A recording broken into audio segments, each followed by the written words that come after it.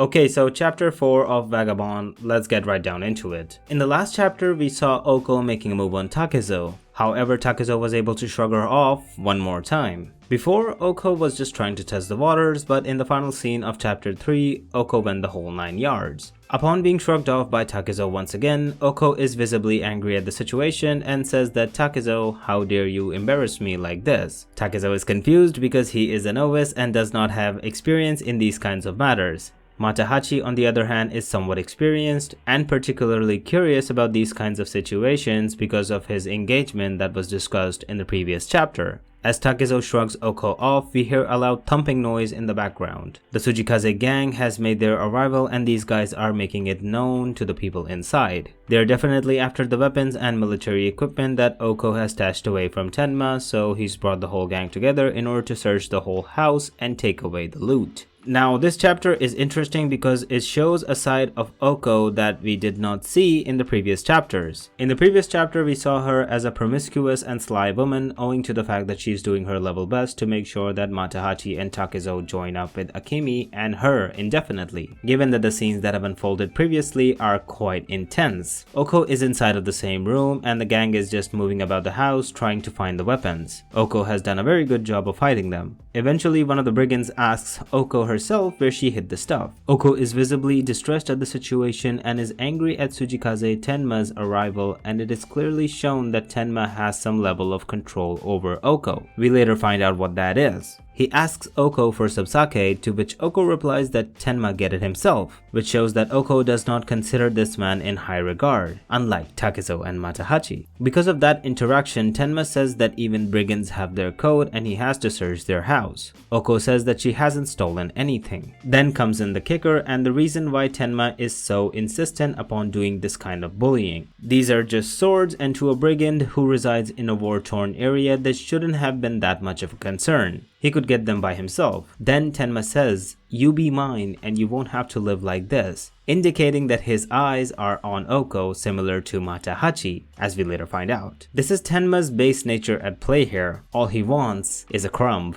But jokes apart, Oko replies that what kind of a woman ends up with the person who took her husband away from her? Your face disgusts me. I am paraphrasing, but her words are sharp and clearly have the intended effect. The scene is very important because even though Oko is depicted as this sharp woman with a promiscuous eye and a knack of hospitality and the finer things in life, but that is her good side. When you peel back the layers, you find a woman who's lost her husband and is responsible for her daughter. The wounds that she has endured show a new layer of her personality. Now, I know that her overall role in the series is quite antagonistic, but still this chapter shows her in a much more favorable light as compared to the others. Also, the insanity of the coming chapters just knocks everything right out of the park. Another thing that makes me dislike Oko is that she sends her daughter out in the battlefield, which clearly shows that while she does keep her around, she doesn't really care much about Akemi's safety. Afterwards, Tenma shamelessly brings some sake over, drinks it, and then proceeds to enter into Oko's room. He asks his men to check the ceiling for any weapons. Before entering, he opens up another cupboard where Akemi is sitting cowering in fear and hidden from his sight. He orders his men to take her out, and things aren't looking good for Akemi nor Oko. The bandits have her both as hostages. Tenma, as he proceeds to enter into the room, doesn't see that behind the walls, Takezo and Matahachi are standing ready with their swords. It is shown to be the case, but Tenma is an experienced dirtbag and getting angry proceeds to punch the wall and attack the two men. A fight ensues where our boy Matahachi is getting in on the action and going to save Akemi, while Takezo is in a brawl with Tenma. Now, this Tenma fellow, the moment he gets his hands on the young man, proceeds to try and beat him, but instead gets his hand chewed up by the wild beast. The shock on his face is surprising. Takezo then spits the remains back at him, and then a real fight ensues where Tenma is more wary of the man who's fighting against him. This ends the chapter. The only thing I want to reiterate here is that Oko is a character who has her moments, like literally, and this particular scene does not make me like her, even though it is pretty noble for her to say those things to Tenma.